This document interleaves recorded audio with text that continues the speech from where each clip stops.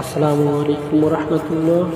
আমি এখন আছি কুমিল্লা ধর্মসাগরের পারে।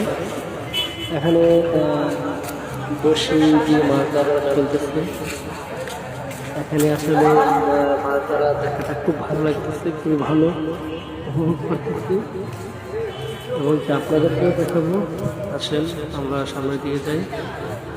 এই দেখেন মাছ ধরার কি প্রিপারেশন নিচ্ছে আমার। রৌদ্র আছে, মোটামুটি রৌদ্র আছে। দেখেন